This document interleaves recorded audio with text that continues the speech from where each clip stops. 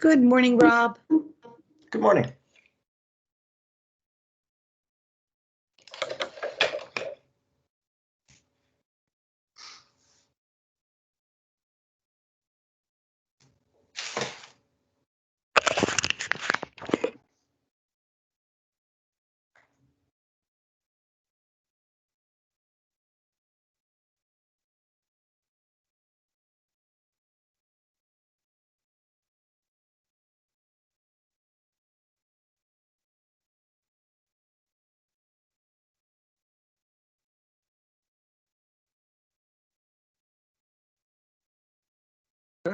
And you're on. Okay, I'd like to call the meeting to order of the Regional Wastewater Advisory Committee for today, which is, what is it, February 22nd. And I'd like to go on to roll call. All right, so we have Anne Marie here. Armando. Presente. Thank you. Eric. Jawohl. Allison. Here. Matt. Here. Rob. Here. Steve. Here. Craig. Scott. Here. And Claire. Here. So we have a full house today, Claire. Yay. Excellent. All right. I'd like to ask you to please mute your microphones. This will help ensure there's no feedback or background noises that may interfere with the speaker. And if a committee member would like to speak, please do raise your hand. Use that feature in your remote location on Teams. And remember to lower your hand once your questions have been answered or you've finished speaking. And when you're ready to speak, don't forget to unmute. And this is especially important during votes because they you check it that way, right? And do not forget to mute your microphone when you're finished. And as a reminder, only people that are that audience members are not permitted to speak except during call to the audience unless called upon by the committee. And this meeting is being recorded to satisfy the open meeting law requirements. All right, that done. Let's do our Pledge of Allegiance. Ready? I pledge allegiance to the flag of the United States of America and to the republic for which it stands, one nation, under God, indivisible, with liberty and justice for all. All right, moving on to item E, call to the audience. Somebody to speak today? Hearing none, we'll move on to the safety share. Anybody have a safety share? I always have one, but I want to give all of our, Eric was quick to the draw, so. Go ahead, Eric. You're muted.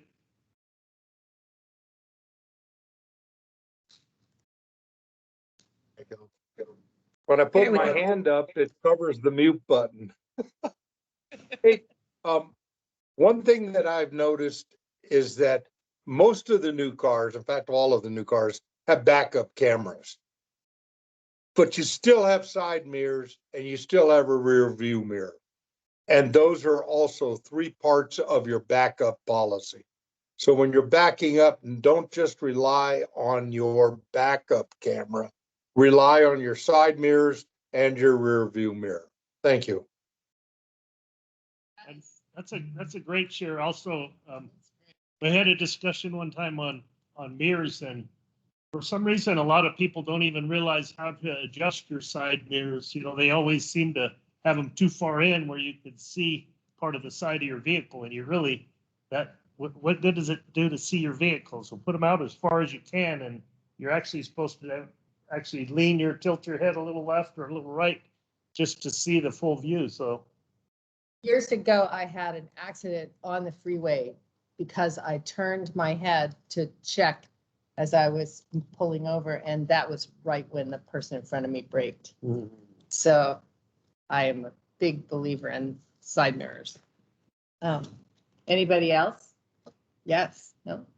just just a wastewater share. We had this week, yesterday actually, or the day before, I lose track of time. We had a safety training, big safety training refocus meeting. You know, we kind of feel that insanity definition that, you know, doing the same thing over and over and expecting different results. And we're pretty proud of the improvements of taking our safety recordable incident numbers way down from as high as in the upper 30s and 40s for a number of years, many years ago, where we're now in the 10 to 12 range. That's a big improvement. But for like the past 5 years, we've still been having 12 recordable injuries each year. And we need to refocus and maybe shake things up a little bit and try something different and get out of that insanity routine to take us down the next tier to achieve our goal of 0. So we had a lot of people offer suggestions and ideas. I thought we just had some very good dialogue and interaction, but we're using that as just a launch pad to drive us to the next step improvement in our safety effort. Great. Any other safety shares from anybody? All right, we'll move on to item G, approval of the minutes. Everybody receive a copy of the minutes? Do I have? Is there a second? I'll second. Discussion.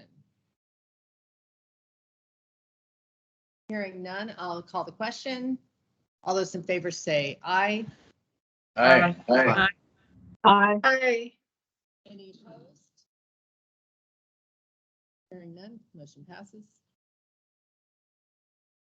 And now we'll move on to item H. We'll start with the director's update. Jackson, staffing and CIP, and whatever else you want to say. Well, good morning, everyone. First off, I would like to, you know, this committee is a 13-member committee. Two members of each Board of Supervisor appoints 2 members, so that's 10, and then 3 members at large from different groups. And our newest member, Alejandra, has joined us today. Alejandra, would you please introduce yourself to your new committee colleagues? Of course. Hi, everyone. Good morning. Thanks for having me here this morning. I'm a wastewater project engineer with HDR Engineering. I have 5 years of experience, primarily in the consulting engineering side. However, I interned with Pima County Wastewater on my junior year of undergrad. That was like 5 or 6 years ago.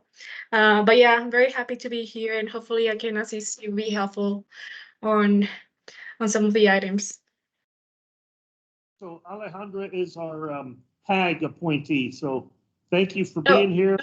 Yes. Yep. And I think we still have to get all your documentation back, Alejandra, so we're glad you're participating, but we're not counting your vote today until we get all your documents back, okay? That's okay. All right. I will jump into 2 quick topics I put for my discussion. Just first is a staffing update. You know, once again, the department is budgeted for 399 full-time positions, or 399 positions. A couple of them are actually budgeted part-time. We have the lowest, we just hit our lowest vacancy rate or vacancy number in a while. For a significant part of past years, we've been at about 10% at almost right around 40 vacancies, but I'm happy to announce we're at 23 vacancies right now. We're always actively recruiting. We basically fill approximately 100 or even over 100 vacancies a year. And just mathematically, it seems like approximately half of those 100 vacancy fills are promotions, and the other half are new people coming to the department from elsewhere. So you can see quite a bit of changing faces and things that add to the dynamics of running the utility that we are charged with running. But we did budget the same 399 positions for next year. And all in all, we're pleased with our effort. You know, it's hard to say what is the best improvement to get to 23, but I do think to some extent that, you know, we've talked about the county's compensation study, and we rolled out a whole new structure and compensation protocol. And the intent was to make us somewhat more competitive in the marketplace. And the county's goal was to be at the 50% competitive market level. So you could find 50% of the jobs out there pay more than what we pay and 50% pay less than what we pay.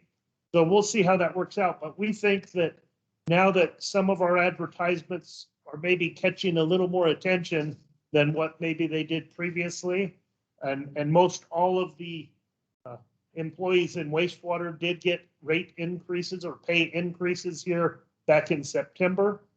And we've probably had to budget, what, $1.6 million this coming fiscal year to adjust the increase in salaries that we're paying. So just a quick update on that. In case you had questions, feel free to ask them.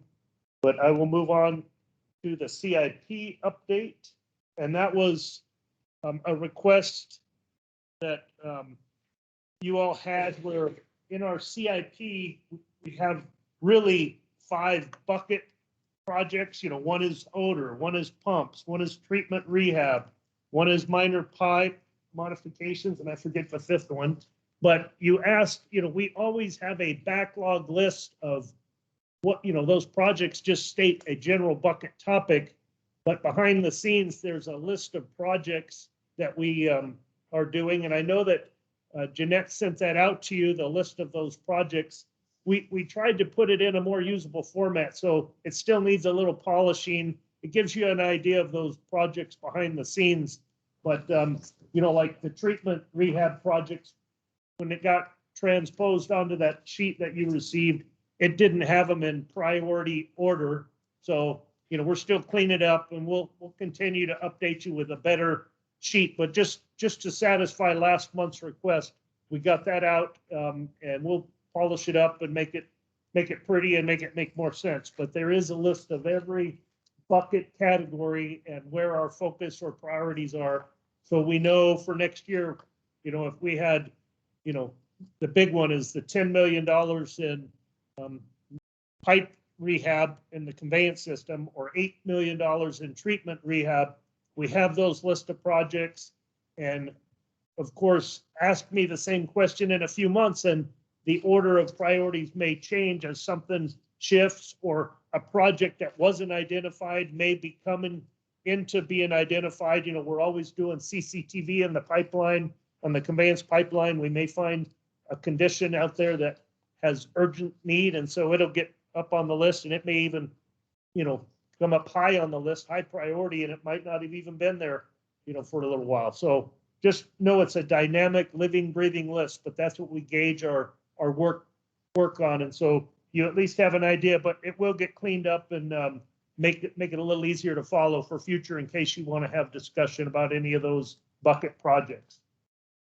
And then one last thing, because again, this is budget season, and that's where probably, since budgets and finance are this committee's primary focus and task, I just want to lead into, I don't want to steal the thunder from the presenters after me, but, you know, the financial subcommittee and finance and ourselves, we've been working carefully on what we're proposing for next year's budget. And, you know, I was probably 90+% convinced that due to the last few years of inflation and, you know, increased wages, which is a big portion of our budgets, that we were going to have to ask for increases next year. But amazingly, the work rate book that you're going to go through shows 2 scenarios for your discussion, and I'll let the experts talk about them, but both of them do not have any user fee increase for next year. And after that, one of them then in the following year, so in 24-25, there's no rate increase for either one.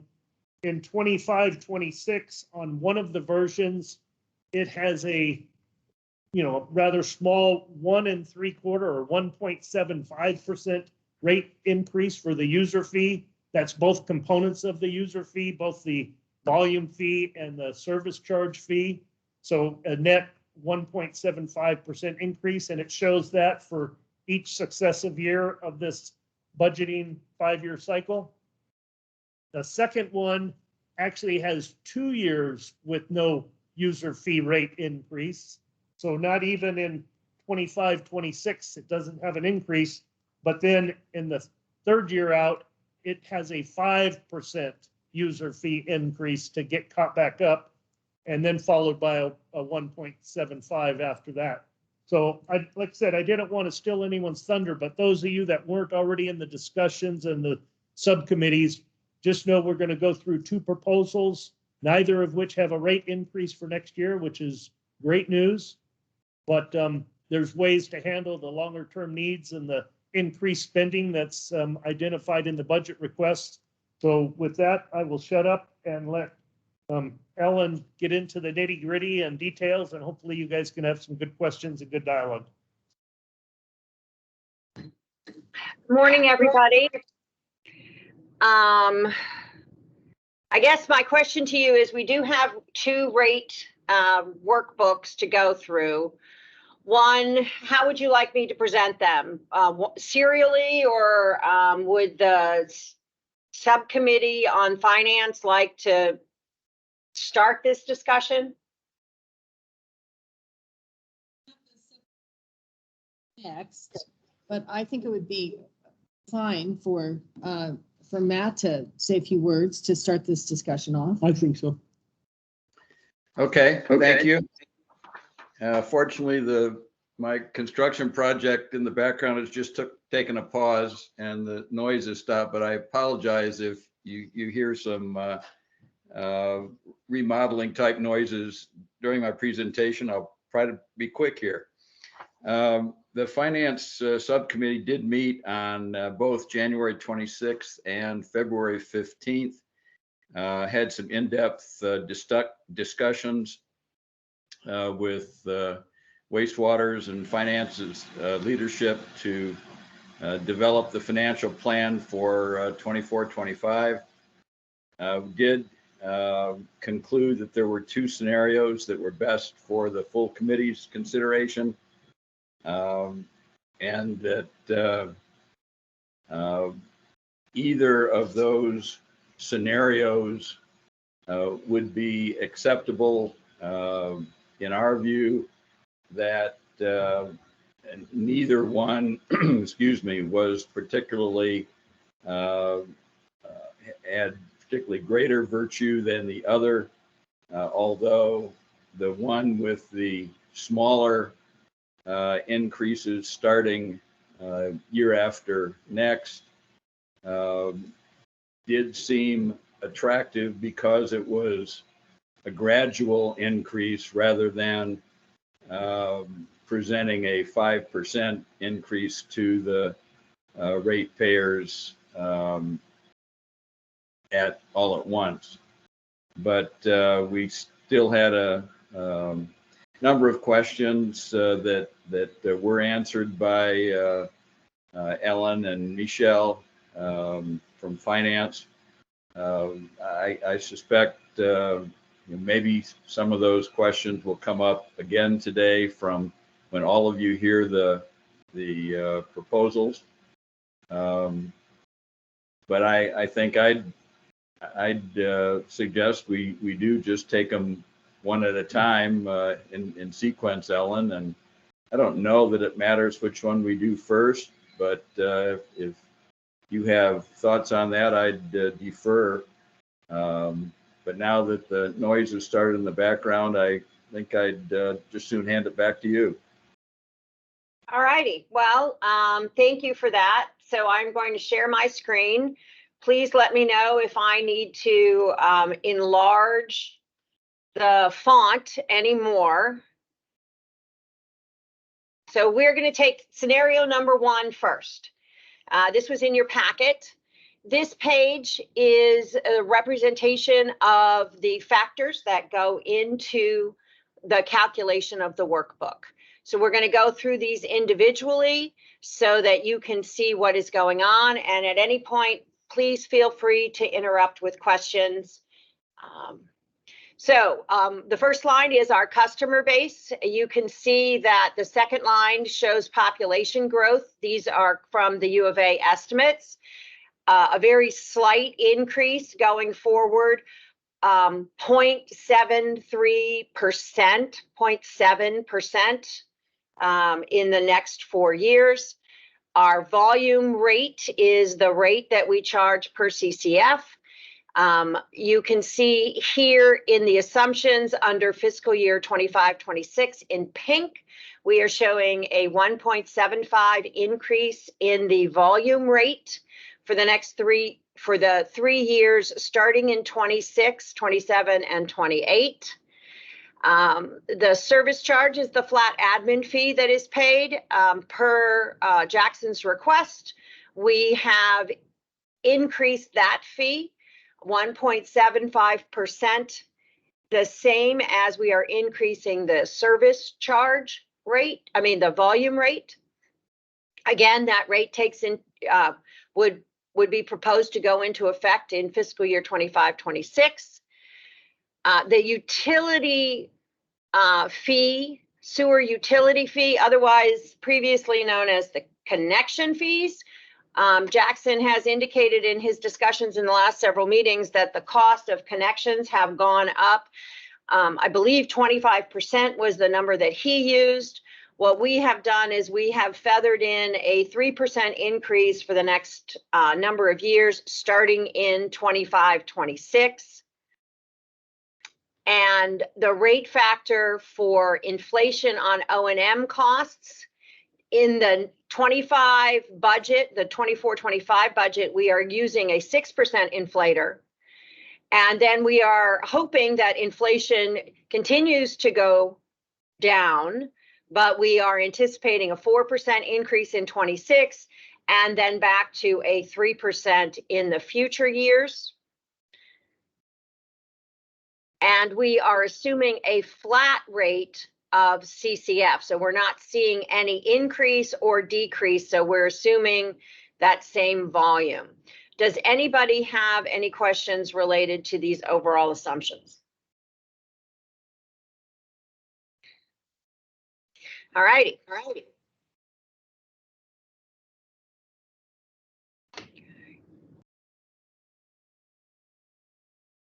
Oops.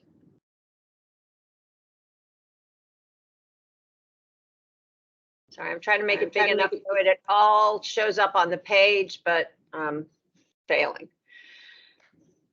So with these layered assumptions, the ones that are in pink are the changes from the previous sheet. That gives us the calculation for the revenues, the potential expenditures, the debt service, the capital outflow, and the cash at the end of these assumptions. So what you're seeing here is the current year's budget is a total of $166 million worth of revenue for system revenues plus additional other revenues, biogas, interest, etc., gets us to $186 million of revenues in the current year. We are currently forecasting to receive $188 million worth of revenue. Applying the assumptions from up above, which are no rate increases, but just a slight volume increase for population, you can see that our revenue is pretty static at $187 million. The difference here is interest. We have interest projected for the budget of next year, 3.8 million. We actually received 5.6 million. This is a fairly volatile number. And then the biogas also coming in at $3.4 million. Once we apply the rate increases, you can see that the gross revenue goes from 187 million to 192, 196, $200+ million. The operational costs, again, showing some significant increases from the current budget of 96.7 to the forecast of 98 to the budget next year, proposed budget of 102.6 to basically 107 to 110 million, 113 million dollars all the way out in fiscal year 28. That brings us the net revenue of approximately 89 million budgeted for the current year. We are going to see slightly more than that. Right now, we're projecting 90 million. Next year, we're going to be at 85 million dollars, 85 million dollars, 86 million dollars. Again, very healthy net revenue projections. The debt service payments you see here represent what it would cost to pay for the capital projects that are included in that. The senior debt has been all expired, so we have paid that all off. So we are now only using these revenue obligations to fund wastewater debt.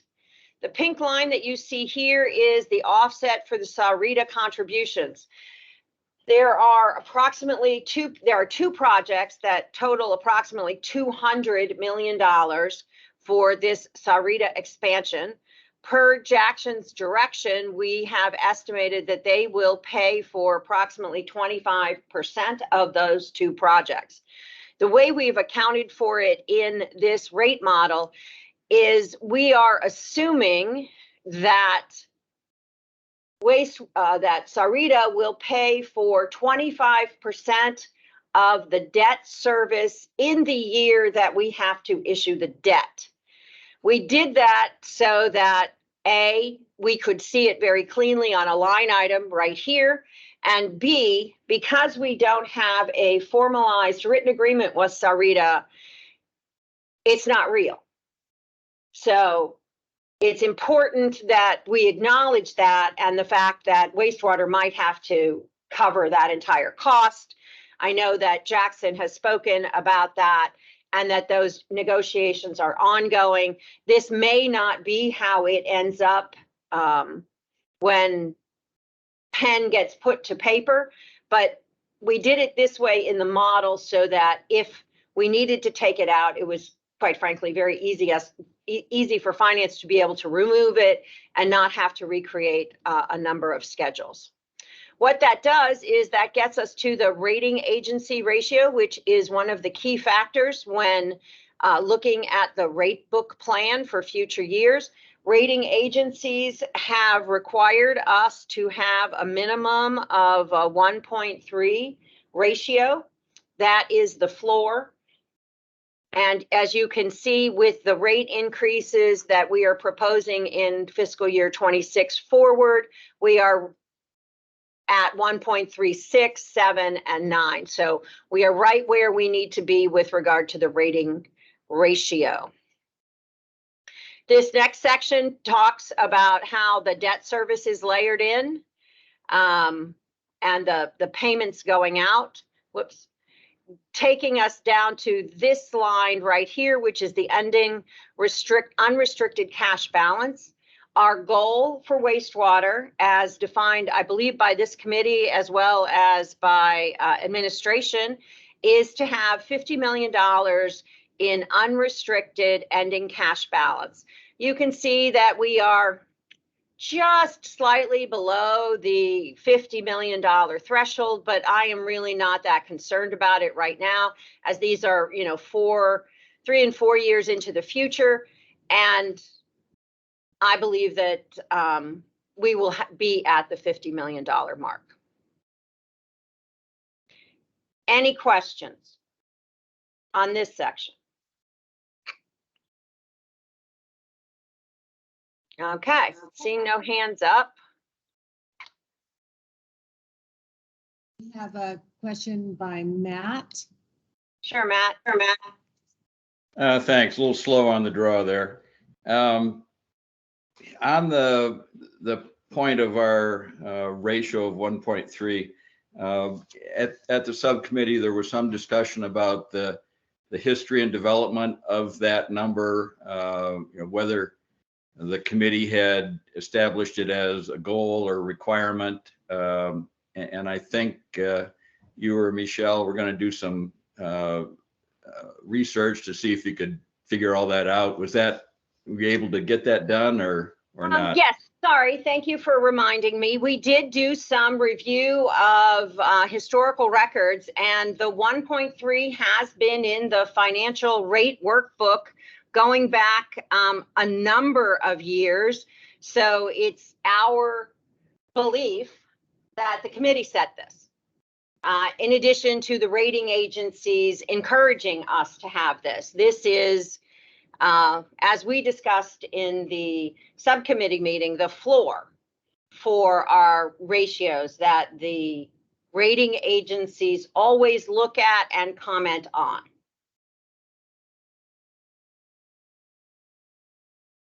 Thank you. Anne Marie?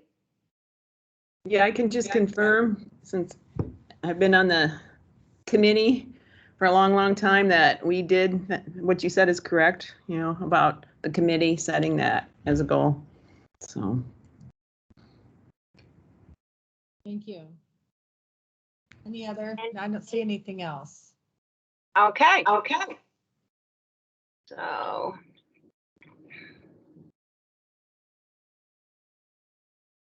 So again, these are the key assumptions. We've already gone over them, but very quickly, we are assuming a very small population growth that comes from the U of A. We are projecting or requesting some 1.75 increases starting in fiscal year 26 to both the volumetric rate and the admin fee rate. We are assuming that the volume is flat. The population growth we also get from the U of A is anticipated, as I said, a small increase, 0.7371%. We are going to propose a 3% increase in the utility fees. Our expense increases, currently they're at 9%. Next year, we're budgeting for a 6% increase. In 26, 4%, and then in the out years, back down to the 3%. The capital projects are listed. As you can see, it is a significant increase in capital projects over the next several years. Most of that is being driven by the Sarita expansion, as well as a couple of other projects that Jackson has talked about.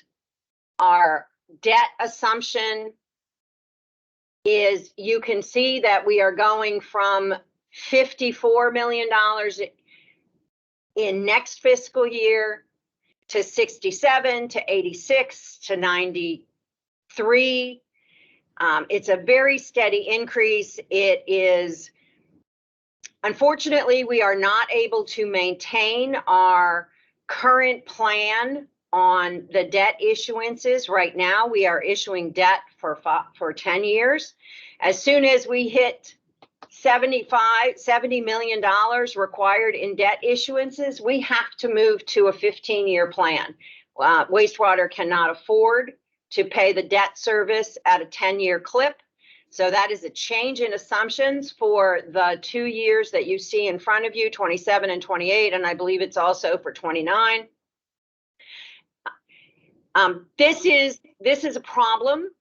The county has been trying to move us to a pay-as-you-go, which means that we are paying our debt in much shorter term increments.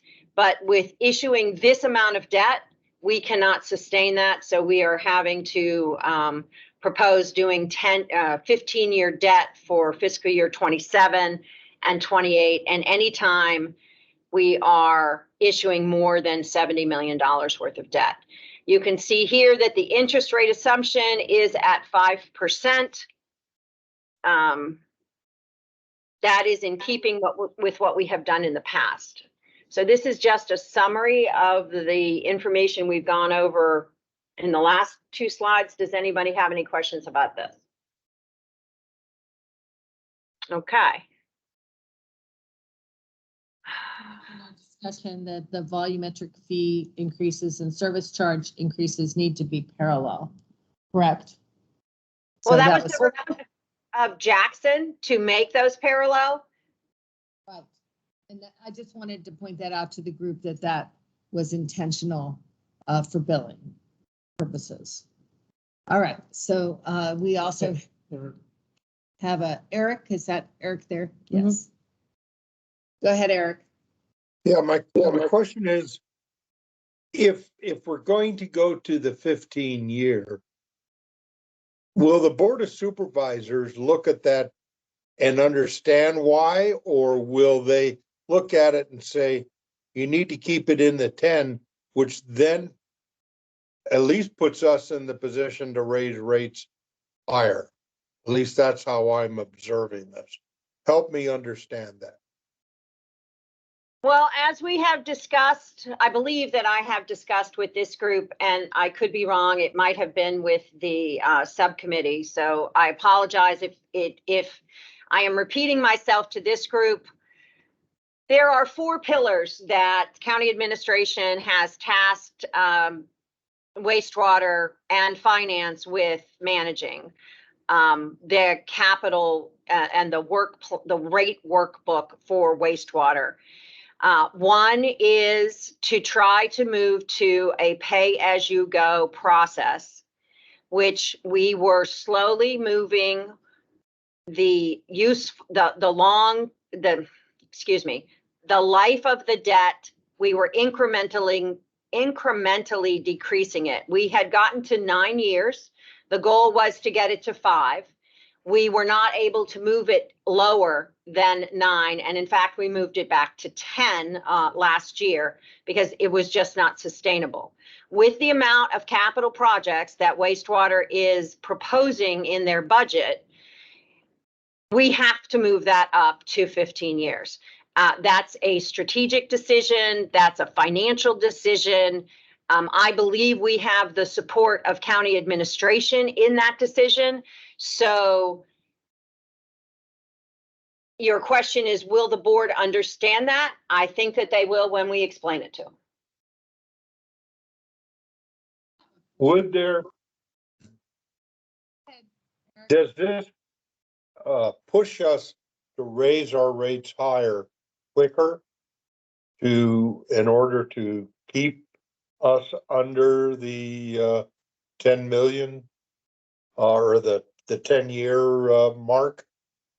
We did not run that scenario, but I believe the answer is yes. One of the other pillars that we were talking about was to try and keep the debt service payments at about $60 to $65 million per year. Issuing this level of debt pushes that debt service payment on an annual basis north of the $65 million that we're talking about. So we were trying to balance those 2 competing principles, lowering the number of years that we issued debt for against keeping the debt service at a relatively flat $60 to $65 million. So those were the 2 competing principles we were trying to balance. And in order to do that, I elected to have my staff run the analysis, keeping the debt service more constant and allowing the life of the debt to rise. If we were to bring that down to the 10-year mark, the debt service would go up considerably, and we would probably have to have higher rate increases, but quite frankly, we did not run that model. Thank you. I have a question, which pertains to how the board votes for these rate increases. And I didn't hear this discussed earlier, but when the Board of Supervisors votes for it, do they vote for the whole projection all the way out, or does it come back to them on an annual basis? How does that work? Yes, Jackson, I'll be happy to take that. What we do is we propose the rate workbook, and the financial plan is a 5-year plan. The 5-year plan goes to the board so that they can see not only the next year, 25, but also the implications for the future. In the past, we have done a couple of different things when presenting rate increases to the Board of Supervisors. During the years of RWRAC, we went to the board with multi-year, multiple rate increases that they voted on once, and then they never went back to the board because the board authorized those increases. What went back to the board in those subsequent years was an update on how those were impacting the financial plan. We have also gone to the board with a standalone, we think that we're going to need a rate increase this year. We might need one next year, but we're only asking for the current year. I believe that this committee should be recommending to the board, if we choose to do a multi-year increase, it would be my recommendation that we get them to vote on the multi-year increase now. So you don't have to go back to them and have them vote on it again. But in the subsequent years, they would always be informed of what is happening because it would be included in the financial plan. But that's just my recommendation. I don't know what county administration's recommendation would be because, quite frankly, I haven't asked. Jackson, what would your? I'm kind of straddling the fence on whether to ask for the future ones as well, because there still is the biggest impact to the budget is that 200 million for the Sawadita partnership project. And that one has the most unknowns, the most risk. We don't know for sure the timing. We're estimating an aggressive timing or a reasonably aggressive timing. And is it 25% that they will partner with, or is it 15, or is it 35? There's so many unknowns that are going to have an impact on what the rates need to be that I probably am leaning just towards, next year we don't have a rate increase. Let's reevaluate it again because of that potential change that could occur as we get another year's worth of information. But it's inevitable. You can't go forever without a rate increase, especially in the inflationary world we've lived in the past few years. And these minor increases on this model that's up on the screen right now, they're less than historic inflation of 2%. So I kind of like that in some respects, but I just want to make sure that we have flexibility. We could get it approved ahead of time, but still revisit it to make sure it's on target. Yeah. Thank you, Jackson. We'll go to Matt next and then Eric. Thank you.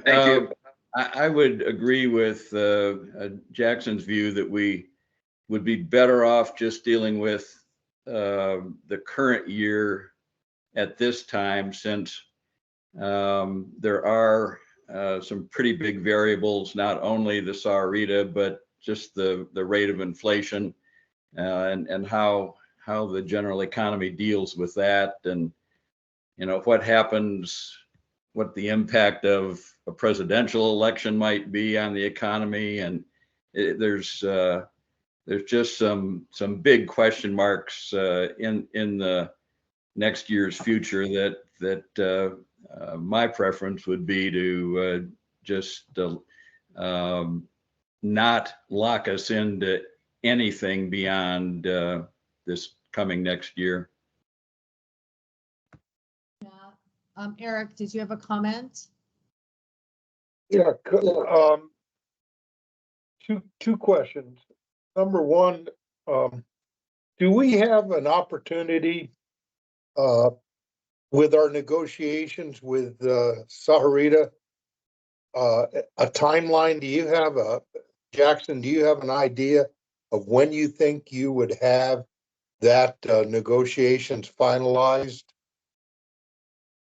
Well, Eric, right now, we are in the process of bringing on board a partnership, bringing on a contractor to work out the details of this partnership. Both Sarita and ourselves have worked with this firm on related topics. They're familiar with what we're doing, and it's basically to go through and identify, to confirm the timing and confirm how each party is, willing to pay for their portion, and capital and operating expenses, how the effluent is divvied up, all kind of things that some of them sound simple, but there's a lot of details to work through. And we're expecting that we should get that firm on board fairly quickly, but there's probably at least 6 months worth of work to get to, more detail of how this thing is going to work out for us. See, I would anticipate, Jackson, that you've got about a year to 18 months of work ahead of you to kind of put the box around this whole project and how it's funded and how it's paid for. The second question that I have is, does the wastewater program have the opportunity or the ability to charge a surcharge for a short period of time, i.e. maybe over a 3-year period, that surcharge is put into place to help decrease our debt level, to keep it down in the 70 million or so range? Thank you. I don't think we have an answer for that right now, but maybe we should go on to the next scenario so that we can get both of them under consideration. All right, so the next scenario is number 2, and you can see here, this is, the items in pink are the ones that we're going to focus on. So let me make that a little bit bigger. As you can see, with this model, we are not proposing any volumetric or service charge increases in 26. We have moved them out to 27. They went from 1.75 to 5% in fiscal year 27, and then back down to 1.75 in 26. The other rate increase is for the sewer utility fee. That still remains in 26, but we have increased it to 4% so that we can move it to that 25% that Jackson was talking about. The other item is the inflation factor for O&M. That remains constant at 4% between each model.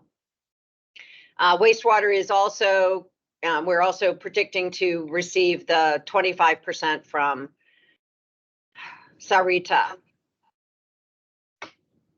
Those are really the only changes. What that does is it impacts the rating ratio, the rating agency ratio. On the previous model, it was 3.6, 3.7, 3.9. You can see in fiscal year 26, it drops to just above 3, our floor of 1.3 to 1.31. But in the out years, it jumps up to 1.41 and 1.44. The other thing that it impacts is the cash. You can see that our unrestricted cash, we have 2 years that are below the $50 million goal, as opposed to the 3. Those are really the changes those are the only changes that we layered into this second assumption, which was pushing the rate increase out an additional year for the users, increasing the rate increase for the utility fees. Everything else remained constant. Any questions? Those were the differences. would like to make a comment or question?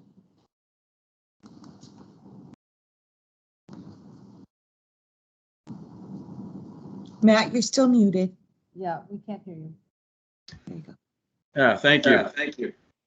Ellen, at the bottom of the assumptions chart, there's two lines, one that shows the rating agency ratio and the other showing the ending unrestricted cash balance. Yeah, that's what I'm looking for. And can you make that one any bigger? Let's see. How's that? Yeah, great, thank you. So, can you remind us what restricted cash we have? Sure. What the requirements are for that? We have a couple of different restricted caches that the restrictions were put in place by the Board of Supervisors. One is a $20 million, and I'm going to ask Michelle, who is on the line, to correct me if I get this wrong. So Michelle, please help me out here. We've got $20 million for an emergency reserve that was put in place in the early 2000s in case we had another sinkhole event. So that's the emergency reserve. And then the other requirement was to have, I believe it's 3 months worth of operating expenditures in a reserve. And that also calculates out to about $20 million plus or minus. So we've got $40 million of restricted cash reserves in addition to the unrestricted cash that you see here. Okay, thank you. Looking at that unrestricted cash line there, for the current year, we're showing almost 63 million. And you had mentioned that one of the pillars was to kind of come in annually at about 50 million. And since we're a little higher this year, is there a way to use, that extra 12 or 13 million from this year to pay for additional prepayments on debt for the next 4 years or 5 years? Is it possible? The answer is yes. Embedded in these overall financial plans, and I apologize for not mentioning it, we do approximately $20 million worth of defeasance every year. So every year we try to prepay $20 million worth of debt. So we borrow, we pay, we do a defeasance of the debt, and then we issue additional debt. So we are trying to buy down the debt continually. Could we use a little of this excess cash to buy down more? Yes, it is possible that we could do that. We would have to work with our financial advisor who gives us advice on how much and what issuances make sense to defease. Sometimes it makes sense to defease the full 20 million. Sometimes it just doesn't, based on the interest rates of the debt that is available to be defeased. But we can certainly look at increasing that dollar amount when we get to that point, which would be this summer. And Ellen, do you mind? I just wanted to also point out, in this scenario, Matt, so if you did use some of that 62 million, it would also impact your fiscal year 25 ending cash balance, right? So if I don't end fiscal year 24 with 62 million, I end it with 55 million, that's 7 million less I have as a beginning cash balance going into fiscal year 25, which means I would have 7 million less at the end of 25. Does that make sense? So it's like, yes, you could increase this, you could decrease the ending cash balance by changing your defeasance plan, but that ending cash balance is the beginning cash balance in the subsequent year, which means you would be further short of the 50 million goal in those next years, if that makes sense. Yeah, I think it does. And that's kind of what I was looking at, was that 25-26 year where the ratio gets close to our goal of 1.3, and wondering if there's some way to manage our cash to where the cash number in that year is higher, or the debt service amount is lower, to help our ratio at all in that year. There are several ways we could do that, Matt. One would be to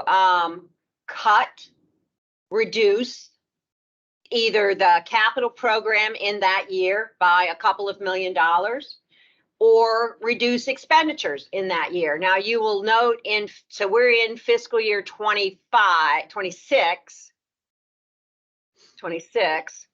We are assuming a 4% inflator on O&M expenses. If we can hold the line on O&M expenses, that would improve your cash balance. The other way to do that would be to, as I said, reduce capital in that year by $1 million or $2. That too would increase that cash balance. And under the scenario that we've got on the screen now, that's the one where there's no increase in 26, right?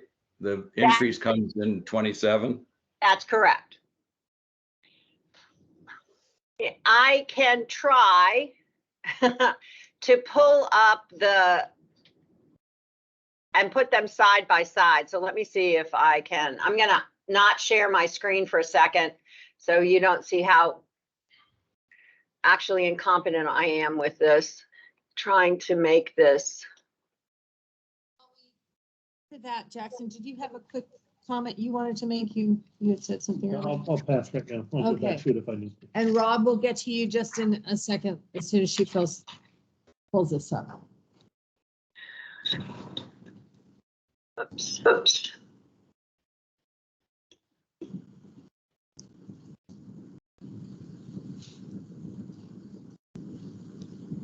Aw.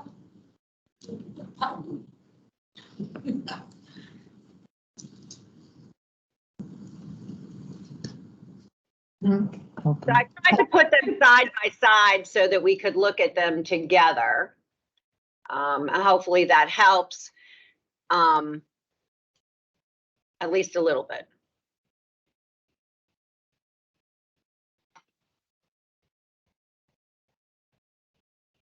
So you can see that the changes in pink in this scenario, pushing the rate increases out to 27. They're in scenario number 1, they start in 26.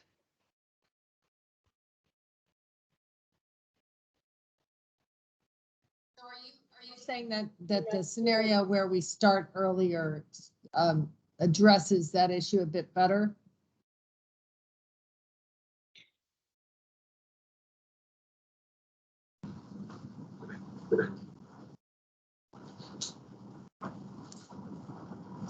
What's that?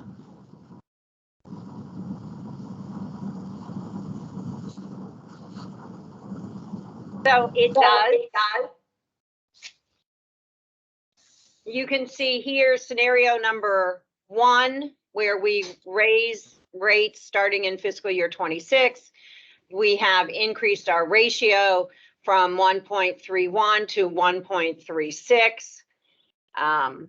It is higher in this scenario number 2, because that's the 5% rate increase as opposed to the continued 1.75% increase. The cash also increases slightly.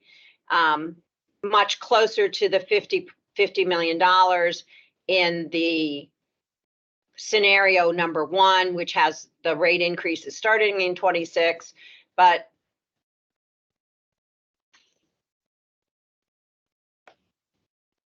Okay, so I'm just going to summarize here that in your view, both of these are manageable scenarios with some adjustments with O&M and capital expenditures for scenario 2, which has the more abrupt increase, and that they're both feasible going forward. finance believes that both of these scenarios are doable going forward. As I indicated, I am not that concerned about the $48 million here, or because we are so close to the 50 million and it is a couple of years out. I have full confidence that this will become 50 million, and these are all within spitting distance if we just control one small aspect of our plan in those out years, either by having increased revenue through increased user fees or sewer utility fees, increases in the biogas revenue being generated, increases in the interest income. They will all have a positive impact. We've tried to project that going forward, but when we get to fiscal year 26, we're 2 years out. So anything is possible given the unpredictable economic nature that we've all been living in, the environment for the last couple of years. Inflation could drop. Inflation could go through the roof again. I mean, and then all bets are off. I mean, the Fed is trying to reduce interest rates, but inflation has proven to be quite troublesome for them, and they are not achieving the results that they expect in the time frame they had anticipated.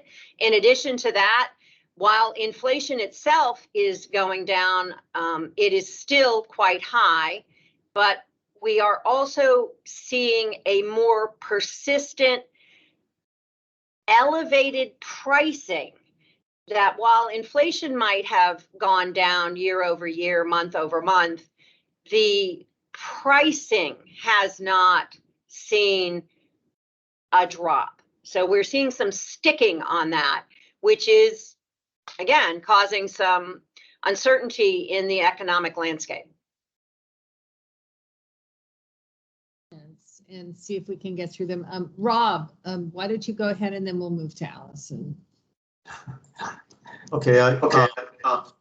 One of the things that Eric said about a surcharge, it seems to me that with the Sahuarita plant, that's really taking care of a certain segment of the county, and why not have that segment of the county, just a thought, pay for that plant through a surcharge.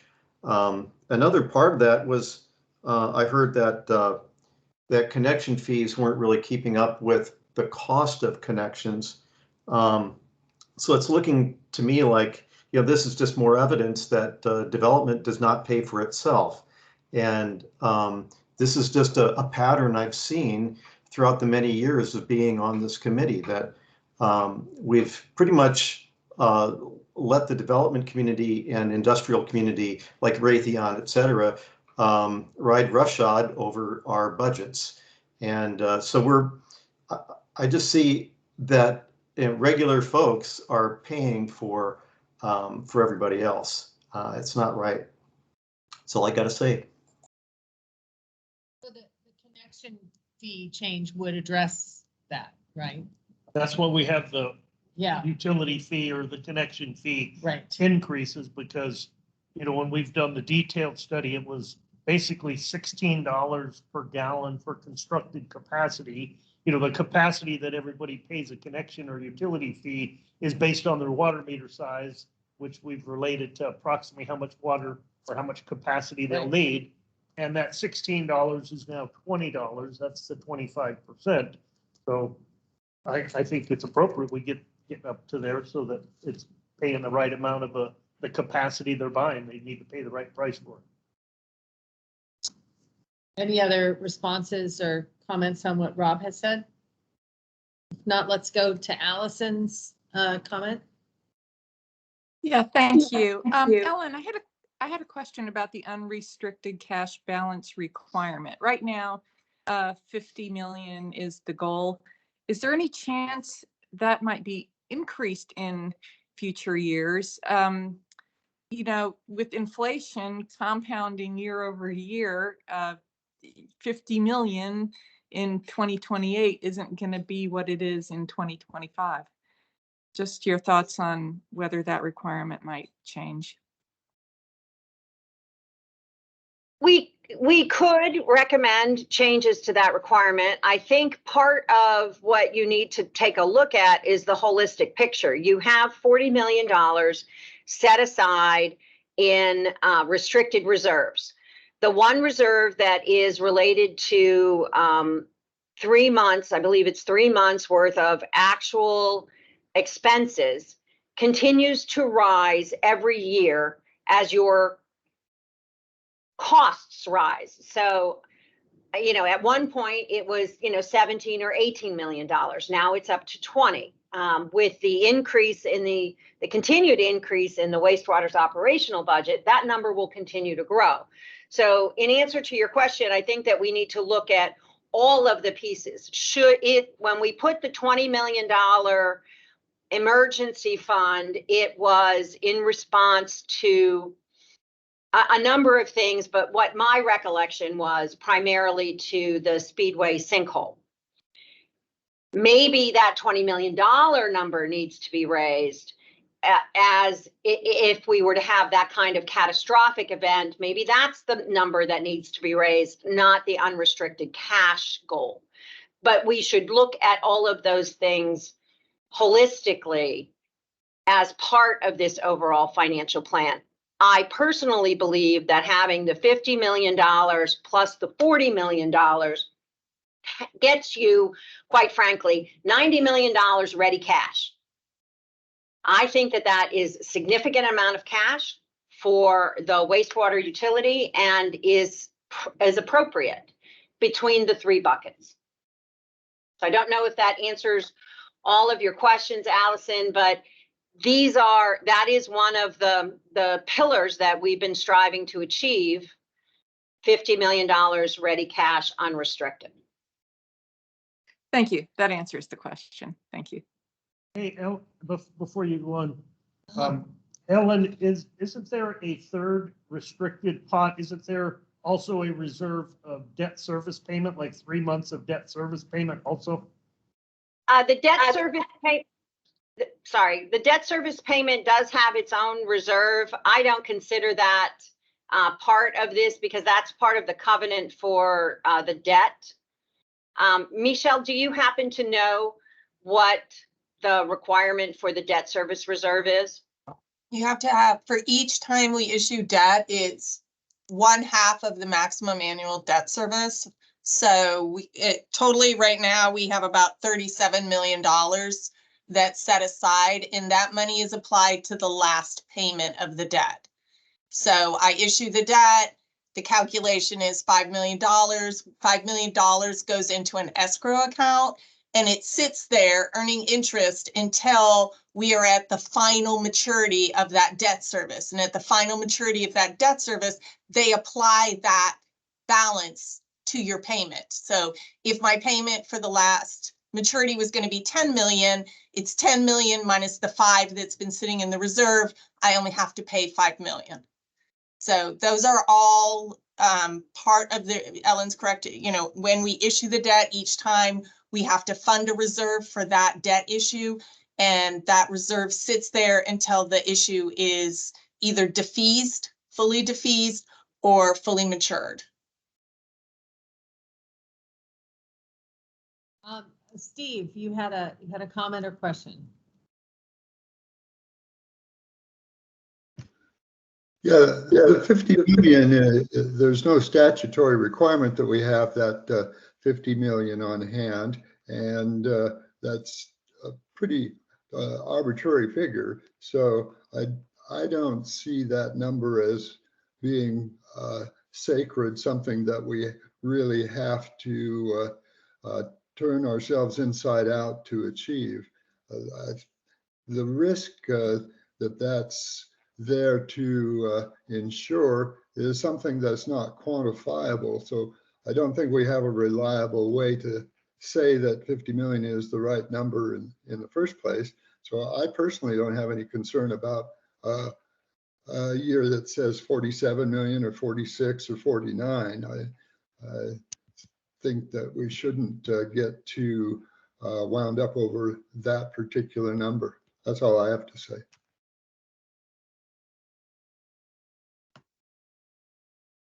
Any other comments at this point? So given that we are not, let's see, let me make sure where we are. Given that we're not having to raise rates this year, it seems to me that we don't need to have any action item at this point. Is that correct, Jackson? You're not looking for a vote of any sort, or what are you looking for? I don't know. And Ellen, help me out here. Didn't we in the past, the committee endorse the financial plan or the rate workbook that we're using? Yes, I believe that what we do need is a recommendation or an endorsement of the RWRAC committee. When we I need to choose one of these two scenarios to put in the financial plan that will go to the board. You would like our recommendation on one of these today? Yes, I would. Yes, I would. I will, however, bring back to the board, to this group, and I believe, Michelle, correct me if I'm wrong, once we agree to which scenario we are going to put in the rate workbook, the rate workbook encompasses, it's a full report of wastewater, it's multiple pages, graphs, etc., based off of the scenario that we're choosing. The recommendation would be at the very end. It could be that at this point, the financial plan does not require any rate increases in fiscal year 25, but in the future years, it does look like we should see some, if we go with scenario number one, some slight increases in the future. We will bring this back to the board as part of the 26 budget cycle, blah, blah, blah.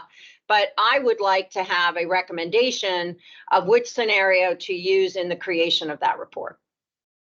Okay, and I just want to, before I get to you, Eric, I want to revisit the finance subcommittee and some of the discussion that took place there, where several people mentioned that they preferred the more gradual increases over a longer period of time.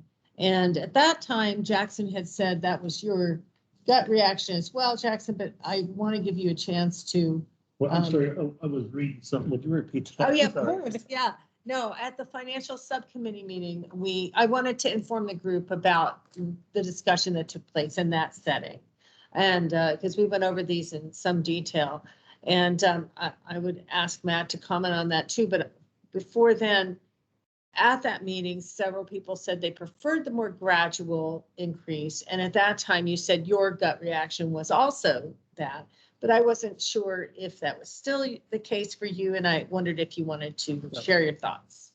Yeah, I mean, to me, it's just been amazing that we've gone, what is it, 8 years, 7, 8 years now without a rate increase. And look around, I mean, in this inflationary environment and all the things, every utility, our neighbor utilities, Southwest Gas, TEP, Tucson Water, any of the water companies, they're all raising their rates. And we've not had to do that for a lot of good reasons, and that's great. But I think we should probably look at a gradual increase to get people used to the fact that the number that in the one soft gradual increase is less than what the low 2% traditional inflation we've become accustomed to before things went a little wonky on us. I think that is a reasonable thing to get back in there, and you could adjust it if things really go bad, but it's inevitable. You can't go forever without a rate increase. Right. And so I still support that gradual one as well. But I mean, of course, both of them are going to achieve our financial wherewithal to run this utility. And there may be other reasons, it's the Board of Supervisors that gets to decide what they want to approve and why. And there could be other reasons that we're not taking into consideration, but I personally like, Ellen calls them option 1 and 2, option being 1 being the gradual one, and option 2, an extra year delay, but then it has a more abrupt increase. We try not to use option 1 and 2 in our business for obvious reasons, but A and B might be more appropriate. At any rate, yeah, I still endorse the gradual one more so. Okay, and the sewer utility fee is the same in both, so No, it's the gradual is lower. yeah, Slightly that one, lower. that was really one of the questions I kept thinking, why did we have 3% Why? wolf Yeah. increase and then a 4% in the other one? Ellen, I can't remember that. Yeah, why was that? My question too. I thought maybe, Ellen, it was because in the option 2, or we'll call B now, because we were looking at that second year, 25, 26, I thought we were not gonna have the increase at that time. Otherwise, they should both be the same unless we were moving one of them out, and that's why we increased it. But I don't remember, if you could help me out there. I'm not remembering, quite frankly, I believe the issue was, trying to balance, making sure that we had close to the $50 million worth of cash. Since we had eliminated the volume increases, we increased the sewer utility fee 1% to try to, compensate for that reduction in cash. Ellen, Because that's correct. Yeah, that's what we did. It was if the ratepayers are being pushed out a year, how are we going to mitigate that? It seemed like the pleasure of the committee was we need to get the developer fee, the utility fee increased. That needs to be a priority. And so if you just provide us with direction on which one you want, that's the one we can use going forward. All right, let me get to, is it Armando? Yeah, let's get Armando's comment and then we'll continue this discussion. Thank you. I guess I'm trying to formulate my comment here, but with the people I've spoken with, the constituents in my area, the bottom line is, we know rate increases are going to come. However, we would prefer a lower dose over a period of time as opposed to a big dose at once, because we're getting hit with big doses on every other aspect of our utilities, water and electric. Those aren't low doses; those are pretty heavy. And my area says we know it's got to happen. We want it to happen on a small scale, and that's the reasoning I'm bringing forward to leaning towards the lower end rate increases, whether it's option number 1 or A. That's the reason behind my thoughts on it. And thank you. I'm just going to ask the question out. And so I had a question about the sewer rate utility fee. We know that is at 3% in one and 4% in the other. And we know that does hit the industrial and commercial users. Does it also hit residential users? The connection fee? Yeah, the connection fee, anybody that connects to the sewer. Right. Now the residential fee is a little over 4,000 because that's for like a 3/4 inch or 5/8 inch meters. But then when you get to the larger meter size, 1, 1.5, 2, 4, 6, yeah, it's a significantly larger connection fee. What is the 2 inch? Isn't it like 69,000 or so, Eric or Jaime? You remember? So I mean, that's the magnitude. It's a lot more because we use Tucson Water database to show on average, the 2 inch water meter uses this much volume. Right. On average, the home uses this much. And so when we take that, at that time, that $16.01 per gallon, we could tie that capacity to each of those meter sizes and come up with the fee. So yeah, whoever's tying up or taking capacity out of the system, they pay the same amount per volume of capacity, but it's so much lower for residential compared to industrial and commercial. Okay. So, Matt, I wanted to, before we go to you, Allison, Matt, did you have any reflections on the Finance Committee's recommendation to this group? Well, I feel that your description of how things went was accurate, that more of the members of the subcommittee preferred the gradual approach, option 1. And I think to move things along, I would move that this committee recommend that the financial plan for this year be based on option 1 with the gradual 1.75 rate increases beginning in fiscal 26. I will I would second that. second that. And then in discussing that motion, I'm going to do a bit of a U-turn and say that my own view is that option 2 is preferable,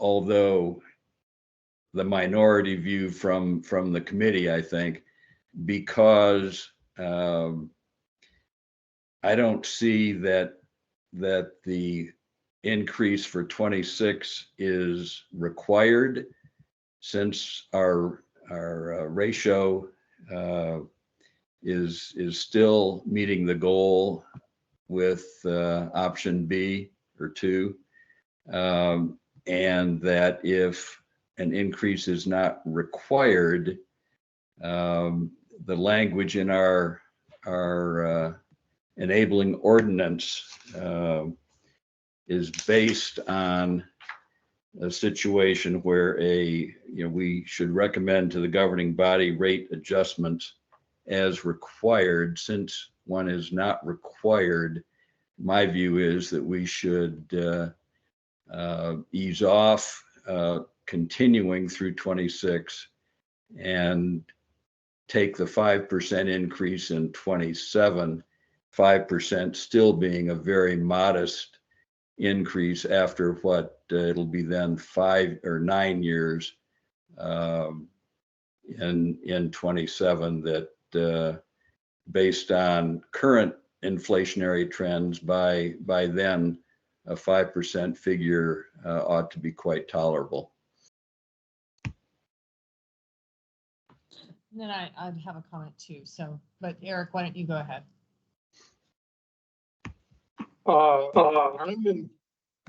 I'm in favor of number 1 over time, but I really think is that overall we need to sit down and have some more discussion about this at the subcommittee level to work our way through finding some alternate solutions. And where I was talking about a surcharge and things like that, I think we need to find a way, as Matt was saying, to make it palatable. 5%, yeah, I can tell people that's what you have to live with in a couple of years. And hopefully inflation's down, people will have a little more jingle in their pocket. But at this point in time, I'm having to go with the slow and steady, and I think we need considerable more conversation on looking at avenues of ways to move this forward so that we pay for the things we need, we structure our debt so we meet as close to the requirements as possible. I am sorry to say I am going to have to leave in 5 minutes. So I would vote for option 1, and that's all I have left. I have a comment on my perspective on this. What we're voting for here is for them to model this particular perspective in the reports to the Board of Supervisors, and then it's our overall recommendation. I think it's prudent to model the one that has the soonest rate increase, because things may change, and that 5% may become 6% or 7%, and then that's a much bigger thing. Also, I think it in my perspective, it brings all the utility increases into the same year. So we're looking at we're saying to the public, you know, we need to rate increase, we need a sewer increase, hookup increase. This is our strategic plan for all of our rates. And I think that's a good message to send out, and we can adjust the amounts in the coming year. But for the purpose of moving forward with our reports to the Board of Supervisors and giving them some direction, that's the one I'm in favor of. Any other discussion or comments? Just something to take note of, and it may be pretty insignificant, but it weighs heavy on me. You know, in both these models, we're showing our estimate for inflation for the cost of us running this utility to be 4% in 25-26 and 3% after that, which is still above what it was historically, but we're saying that's the inflation rate that we're projecting to do this model. Yet we're asking for a 1.75% revenue increase to support that. So to me, that just sounds like we're going to continue to charge less or save less than what the cost of running the utility is. It's like, it just seems like we're in a perpetual situation that doesn't seem to add up to me. You know? Yeah, and that's another good reason to have this in their minds for next year, rather than saying, oh, we're good for 2 years, and then next year coming back and saying, oh, we were wrong. So I think it's just more prudent. Right. Okay, so those are our comments. Any other discussion before we, on the motion that's been made, which is to approve version 1, which is the gradual increase? To recommend that, sorry. Yes, to recommend that going forward to the Board of Supervisors. Any other discussion? Okay, hearing none, I'll call the motion. All those in favor, please say aye. Aye. Aye. Any opposed? Okay, hearing crickets, we'll move that I'm forward. sorry, did you say any opposed? Yes, any opposed? I'm sorry, and although I made the motion, I'm gonna say no. I also oppose.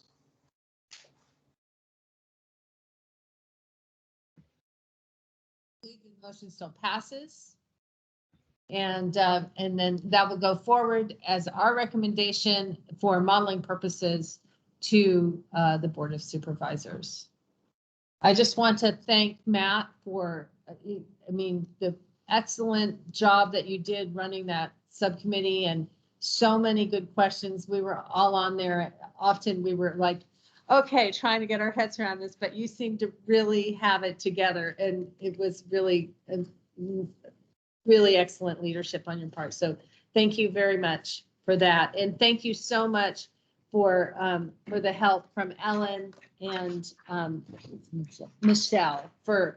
You just gave us all the new information, so many good questions and so many great answers. So This was a little bit of a tough thing to get through, and we really appreciate all of your help and guidance through that. Thank you. And of course, Jackson, Kent, I want to thank you as well. Oh, let's thank Jeanette. All right, so moving on. We'll move on to the financial subcommittee report, which I think we've done. I think we pretty well did that. The only thing I would add, and kind of in the wake of Eric's comment, we decided at the end we weren't sure whether we'd have to meet again. It would kind of depend on the conversation at this committee meeting. He certainly is interested in meeting again. Probably is the prudent thing to do. And I would say once we get the draft financial plan in our hands, that we should schedule a subcommittee meeting prior to the full committee having to make a recommendation on the financial plan. I think that's a great suggestion. Any other comments from you on that item, Matt? No, thank you. Thank you. Okay, we'll move on to item 5, which is the CIP subcommittee report. Asia. Thank you, Claire. We did not have a meeting since the previous meeting we talked about at our last full committee meeting. But I do have a question for Jackson or Jeanette. I thought we were going to have a recommendation from the CIP committee that the full committee would also vote to recommend what the department had put forward for the CIP. And I can't remember. I don't think we did that in the last meeting because we hadn't finished, or there could be some adjustments.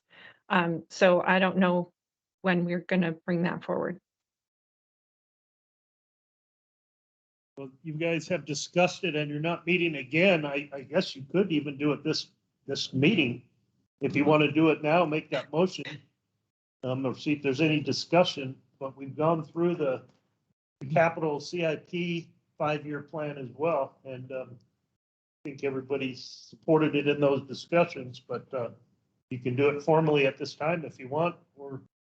I make a motion that we follow the recommendations of the CIP and the advisors to that information to vote at this time for approval of the recommendations on the CIP to help for the budget. Thanks. I think Ellen had something. Oh, go ahead. Sorry, Steve. Oh, I was just going to second the motion. Okay, we have a motion and a second. And Ellen, did you have a comment? I did have a comment. When we all reviewed when Jackson and I and Carmine reviewed the CIP plan in conjunction with proposing the multiple scenarios, there was one adjustment to the CIP plan that, based on the documentation that was sent out today, is not reflected. It was to move that building, what is it, building 14, to push that out into the future and to not start that in 25. That was embedded in the analysis that we did for your scenarios. So then we need to modify the motion or to reflect that. Yeah, I'd modify the motion because we did discuss that. So you're modifying the motion To include what Ellen. building 14 pushing out. 14, yeah. We did have an answer on that. Do we have a I'll second? modify my second to approve the revision to the CIP. Is there any discussion? No? I may ask for the vote. All those in favor say aye. Aye. Aye. Aye. Aye. Have any opposed? Hearing none, this time actual crickets. We will call the motion as passed and approved. Thank you, everybody. Did you have any other Okay, thanks. comments that you wanted to make, Aisha, before? No, thank you, Claire. All right, now we're going to go to the FY 23-24 expense and revenue summary. Isai? Good morning, everyone. Thank you for your time. I'll share my screen here and we'll go over period 7.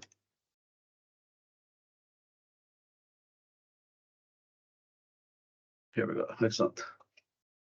So for period 7, ending in January 31st, our expense and revenue summary for our total all-in expenses, our actuals at that point was 52.4 million. Our projection is 99.5, and our projected variance is 2.7. As you can see, if we go down here to the second portion of it, the total O&M expenses, including contrast, depreciation, and then services, our actuals is 95.2 million. Our projection is 178 million, and with a variance of about $2 million. We scroll down to our revenue, our actuals as of right now is 120.5 million, with a projection of 200 million, giving us a positive variance of $5.3 million as of period 7. And that is the summary for period 7. Questions so far? Questions? No? Thank you very much. Appreciate that. Yeah. All right, we're moving on to item 7, Citizen Water Advisory Committee, and that is Allison. Up, you're muted, Allison. Thank you. Thank you. Hello, everyone. Hello, everyone. TWAC met on February 7, and one of the big items of discussion was the Arizona Reconsultation Committee. In the mid-2010s, while the drought contingency plan was being formed, a lower basin states committee was formed. The drought contingency plan ends in 2026, and during reconsultation, we'll decide how the Colorado River operates after 2026.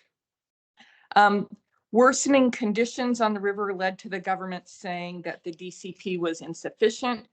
So the 7 basin states and Mexico came together and saved about 3 million acre feet of water in the lower basin states. This pushed the worst case scenarios back past 2026, which is good news. The Reconsultation Committee continues to meet more frequently going forward. And the upper basin states, Colorado in particular, Colorado, Wyoming, are also now on the table to have their allotments changed. And now the whole Colorado River system is going to be looked at as an entirety instead of Meade, Powell, and upper basin states reservoirs. It's going to be looked at in a more holistic way. And that's just a continuing issue that Tucson Water is following. There's no conclusions from that, but we get periodic updates on that. The other big news is PFAS update. John Kamik, the director, gave Mayor and Council an update on PFAS at Randolph Park. At Randolph Park, they are beginning construction in April of a new PFAS treatment plant. And the TARP plant has $25 million to update pre-treatment of PFAS. That was from the state. And another interesting study that Tucson Water did was they reached out to the highest water users in 2023. in order to see if they could get them to look at their water use and how they might conserve. Actually, very few of those people actually, or those entities, actually got back to Tucson Water trying to see how they could reduce their usage. So Tucson Water, I think, is going to look at how they might engage with their customers better to implement conservation measures. That is the gist of what's going on at CWAC for this month. Thank you. Thank you, Allison. So I'm just curious. So what they found was that they were kind of ignored when they reached out to them, and got a sense that they didn't connect on the water issues, huh? That's pretty crazy. Yeah, they sent a letter to 8,000 residential customers who used 250% of the class average. They got a 4% engagement rate on the website regarding usage. So they're going to need to figure out a better way to engage with these folks. Wow, that's impressive. That's pretty interesting. Okay. We're moving on to item I, future agenda items. Do we have any? We have the work plan that we are, thank you. And for March, we're looking at the county legislative agenda. That's always really interesting.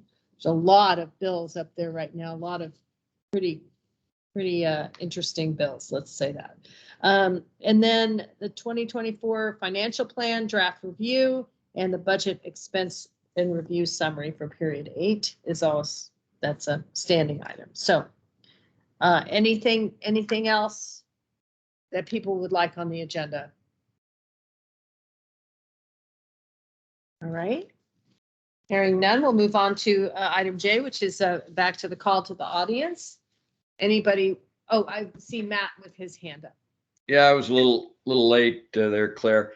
So I don't have the work plan in front of me. So are you showing in April then that we do the final approval of the financial plan? Have the financial plan review. The draft reviews in March. The plan review is in April. And so I assume that's when we would approve, is April. So we're going to see the draft plan. You're thinking about the financial subcommittee, right? Right, right. So maybe after our March meeting and before our April meeting is when we would look at having that subcommittee meeting. Does that make sense? Yeah, it does. And then you can provide a recommendation for approval at that April meeting. And that date on that is the 25th. So I'll organize that with you, Matt. Great, thank you. Welcome. Right. Any other comments on that? Then we'll move to the call to the audience. Armando. Oh, Armando? Oh, sorry. Well, Armando, yes. I don't have a call to the audience, but I wanted to ask Matt, the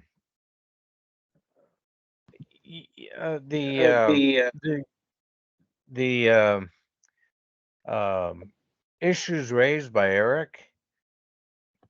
If we were to discuss those prior to the voting of the financial plan to the board, what changes to the financial plan can be made? Do you understand my question? I'm not sure. Yeah, I do. I don't know. My sense is that maybe those questions are ones that we need to look at in depth for next year. That the current financial plan probably, based on the motion we just approved, the current financial plan, I think, is going to end up being pretty straightforward.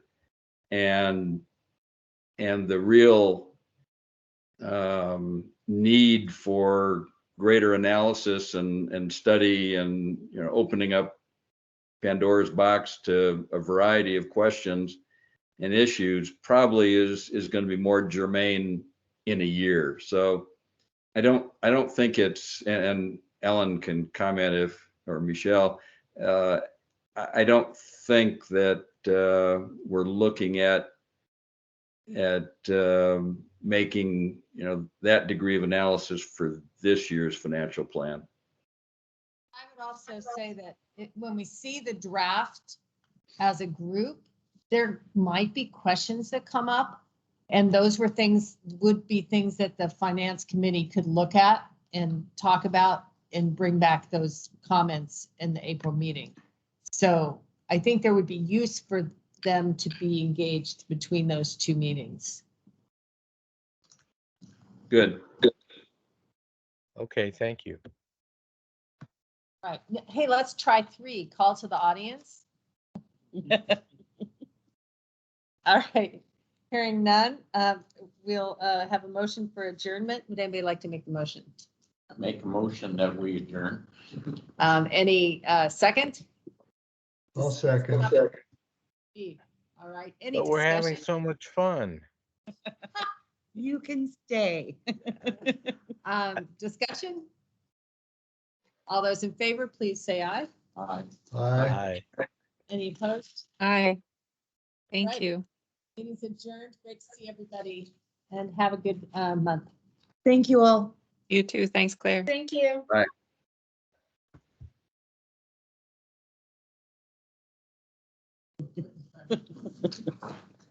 Like I really like having a work plan. You know, I met with my supervisor. Perfect. I met with supervisor.